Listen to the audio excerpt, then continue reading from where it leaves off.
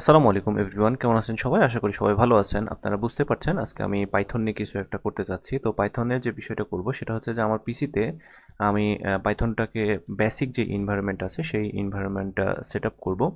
তো basically Python নিয়ে আমার এই ভিডিও করার কারণ হচ্ছে যে আমার একাডেমিক কারণে আমাকে পাইথন শিখতে হচ্ছে। তো শিখার সাথে সাথে যদি টিচিং প্রক্রিয়া চালাই তাহলে আমার শিখার বিষয়টা আরেকটু জোরদার হয়, যার কারণে নিজের সুবিধার্থে আমি এই ভিডিওটা তৈরি করছি। তো এখন আমি যে কাজটা করব সেটা হচ্ছে যে এই যে পাইথন এখানে ডাউনলোড আছে, ডাউনলোডসের এইখানে যদি আপনারা ক্লিক করেন সেটা একরকমভাবে দেখতে পাবেন। আমি দুইটাই ওপেন করছি, আর ওয়েলকাম টু পাইথন .org এইটা যদি ক্লিক করেন তাহলে আরেক রকমভাবে দেখতে পাবেন। তো এইখানে যদি দেখি তাহলে কিন্তু সরাসরি আমরা কোনো কিছু ডাউনলোডের জায়গা দেখতে পাচ্ছি না, জাস্ট এইখানে যদি ক্লিক করি তারপরে কিন্তু ডাউনলোডের অপশনটা আসতেছে। আর এইখানে ডাউনলোডে যখন আমরা ক্লিক করেছি তখন সরাসরি কিন্তু আমাদের এই জায়গাটাতে নিয়ে এসছে। আচ্ছা, উইন্ডোজের জন্য আমরা যে কাজটা করব সেটা হচ্ছে যে এইখান থেকে সরাসরি ডাউনলোড করব। আর যদি আমাদের লিনাক্স বা হচ্ছে যে ম্যাক বা আদার্স কোনো জিনিস মানে ডিভাইসের জন্য আমরা ইয়ে করি তাহলে সেই ক্ষেত্রে আমরা এগুলোতে থেকে ডাউনলোড করে নিতে পারি। যেহেতু আমার উইন্ডোজ সেহেতু আমি এইখান থেকে সরাসরি ডাউনলোড করে নিয়েছি।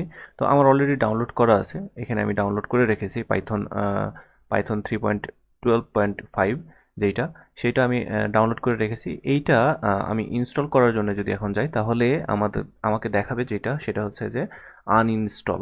ঠিক আছে, বাট আমার তো আনইনস্টল করা লাগবে না, আমার ইনস্টল করা লাগবে। এইখানে আমার অলরেডি ইনস্টল করা আছে বিধায় আমাকে যেটা দেখাচ্ছে সেটা হচ্ছে যে এইখানে আনইনস্টল, আপনাদের দেখাবে ইনস্টল, জাস্ট আপনারা ইনস্টল করে ফেলবেন। ঠিক আছে, ডাউনলোড করার পরে নেক্সট নেক্সট করে ইনস্টল করে ফেলবেন, কোনো সমস্যা হবে না। তো এটা আমি ক্যান্সেল করে দিচ্ছি। ক্যান্সেল করে দেওয়ার পরে আমি যদি এখানে যাই তাহলে আমরা দেখতে পাচ্ছি যে এইখানে আমাদের পাইথনগুলো আছে, যেহেতু আমার ইনস্টল করা আছে বিধায় আমি দেখতে পাচ্ছি যে এখানে পাইথন যেই 3.12 এইটা কিন্তু আমি দেখতে পাচ্ছি। ঠিক আছে, তো পাইথন আমাদের অলরেডি ইনস্টল আছে বিধায় এটা কিন্তু আমাদের দেখাচ্ছে। তো এখন আমরা যে কাজটা করব সেটা হচ্ছে যে পাইথন তো ইনস্টল করলাম, এখন আমরা কি করব, কোড তো লিখতে হবে, পাইথনে কোড লিখতে হবে। তো সেটার জন্য আমরা যে কাজটা করব সেটা হচ্ছে যে ভিজুয়াল স্টুডিও কোড আমরা সচরাচর বেশি ইউজ করে থাকি। তো ভিজুয়াল স্টুডিও কোডেই আমি চাচ্ছি যে সেটাকে ইয়ে করতে। তো এখানে আমি ফোল্ডার একটা বানায় রেখেছি। তো এই ফোল্ডারের উপরে রাইট ক্লিক করে আমি টার্মিনাল দিয়ে ওপেন করব। তো আমি জাস্ট এখানে কোড স্পেস দিয়ে ডট দিলাম, তাহলে আমার ভিজুয়াল যে স্টুডিও কোড সেইটা কিন্তু আমাদের চলে আসবে। তো আমি এটা কেটে দিচ্ছি। দেওয়ার পরে আমাদের যে কাজটা করতে হবে সেটা হচ্ছে প্রথমত পাইথন লেখার জন্য আমাদেরকে এইখানে ক্লিক করতে হবে, মানে এক্সটেনশন, আমাদের একটা এক্সটেনশন দরকার, সেটা হচ্ছে যে পাইথন। আমরা পাইথন এখানে সার্চ করলাম, সার্চ করলে আমাদের এই যে একটা এক্সটেনশন এইটা কিন্তু চলে আসবে। তো এইখানে আপনারা দেখতে পাচ্ছেন আমার অলরেডি পাইথন ইনস্টল করা আছে। এইখানে কিন্তু আনইনস্টল থাকবে না, ইনস্টল থাকবে। তো ইনস্টল থাকলে আপনারা জাস্ট ইনস্টল করে দিবেন। ইনস্টল করার পরে আপনারা দেখবেন যে আনইনস্টল এরকম একটা ইয়ে তৈরি হয়ে গেছে। তো সেই জায়গা থেকে এরপরে আমরা কি করতে পারবো সেটা হচ্ছে যে আমরা আমাদের যে ফোল্ডারটা ওপেন করেছি, ফোল্ডারটা ওপেন করার পরে আমরা এখানে একটা ফাইল তৈরি করব। সেই ফাইলটার নাম অবশ্যই আমরা যেমন এইচটিএমএল ফাইল তৈরি করি ডট এইচটিএমএল, বা জাভাস্ক্রিপ্ট ফাইল তৈরি করি ডট জেএস, তেমনটাই এখানে যদি আমরা বলি যে মেইন ডট পিওয়াই। ঠিক আছে, এইটা হচ্ছে যে পাইথনের ইয়ে, যে আমরা যদি পাইথন ফাইল তৈরি করতে চাই তাহলে আমাদেরকে ডট পিওয়াই লিখতে হবে। তো আমি এটা জাস্ট করলাম। করার পরে আমরা যে কাজটা করব সেটা হচ্ছে যে প্রথমেই আমরা চেক করি যে আমাদের এই পাইথন ফাইলটা ঠিক আছে কিনা। সেটা কিভাবে, আমরা কোনো কিছু প্রিন্ট করার চেষ্টা করি, কনসোল লক করার চেষ্টা করি এই টাইপের কাজ করে। তো আমরা এই ক্ষেত্রে পাইথনের ক্ষেত্রে যে কাজটা করব সেটা হচ্ছে প্রিন্ট করার জন্য আমরা জাস্ট প্রিন্ট লিখব। আমাদের কিন্তু অটোমেটিকলি এই যে পাইথন যেই এক্সটেনশন আমরা ইনস্টল করলাম সেইটার কারণে আমাদেরকে এই প্রিন্টটা দিয়ে দিচ্ছে অটোমেটিকলি। তো আমি এই প্রিন্টের ভিতরে আমি কোটেশন দিলাম, কোটেশনের ভিতরে আমি জাস্ট লিখব আই অ্যাম লার্নিং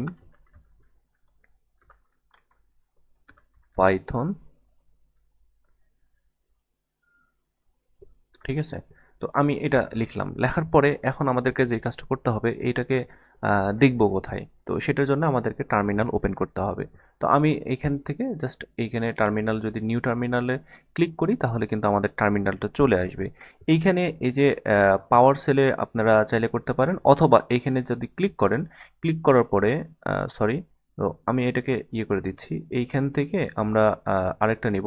তো তো এইখানে পাওয়ার শেল না দিয়ে আপনারা হচ্ছে যে এই যে কমান্ড প্রম্পটটাও ইউজ করতে পারেন, কোনো সমস্যা নেই। কমান্ড প্রম্পটটা ইউজ করতে পারেন। পাওয়ার শেলে অনেক সময় অনেক কাজ আমরা করতে পারি না, বাট কমান্ড প্রম্পটে আমরা হচ্ছে যে সবগুলা কাজই করতে পারবো, কোনো সমস্যা হবে না। তো সেই ক্ষেত্রে আমাদের যে কাজটা করতে হবে, এইভাবে একটা ওপেন আমরা এইখান থেকে টার্মিনাল ওপেন করতে পারি। আদারওয়াইজ আমরা এটা কেটে দিলাম, দেওয়ার পরে এইখানে জাস্ট নিচে যদি আমরা ধরি তাহলে একটা অ্যারো চিহ্ন দেখতে পাচ্ছি। জাস্ট ধরে ড্র্যাগ এন্ড ড্রপ করে এখানে উপরে তুলে দিব, দিলে আমরা আমাদের টার্মিনালটা চলে এসেছে। এখন আমরা এই যে আই এম লার্নিং পাইথন এই জিনিসটা দেখব কিভাবে সেটা দেখার জন্য আমাদেরকে যেটা করতে হবে, এই ফাইলটার মানে প্রথমে লিখতে হবে পাইথন। ঠিক আছে, আমরা প্রথমে পাইথন লিখলাম, লেখার পরে এই যে পাইথন পাইথন লেখার পরে আমাদেরকে কি করতে হবে, এই যে মেইন ডট পি ওয়াই, হ্যাঁ মেইন ডট পি ওয়াই এইটাকে লিখতে হবে, অর্থাৎ ফাইলের নামটা দিতে হবে ডট পি ওয়াই, দিয়ে আমরা জাস্ট ইন্টার দিব। ইন্টার দিলে আমরা দেখতে পাচ্ছি যে এইখানে আমরা আই এম লার্নিং পাইথন এটা কিন্তু আমরা পেয়ে গেছি। ঠিক আছে, তো এইভাবে আমরা আমাদের পাইথনটাকে আমাদের পিসিতে আমরা সেট আপ করে আমাদের ভিজুয়াল স্টুডিও কোডে আবার সেটাকে সেট আপ করে আমরা পাইথন কোডগুলোকে রান করতে পারি। তো আজকে এ পর্যন্ত আমি শিখেছি। তো তো আমার শেখার সাথে সাথে আমি যে কাজটা করতে চাচ্ছি সেটা হচ্ছে যে ভিডিও আকারে দিতে চাচ্ছি, কারণ আমার ক্ষেত্রেও সেটা লার্নিং পারপাসে সুবিধা হবে। আপনারাও যারা এভাবে শিখবেন তারাও চাইলে এটা করতে পারেন, যেটা শিখবেন সেটা ভিডিও আকারে করলেন, তাহলে আপনাদের টিচিংয়ের মাধ্যমে শিখার যে বিষয়টা সেটা আরেকটু ভালোভাবে কাজ করবে। তো আজকে এ পর্যন্তই ছিল। তো যদি ভিডিওটি ভালো লাগে তাহলে অবশ্যই লাইক কমেন্ট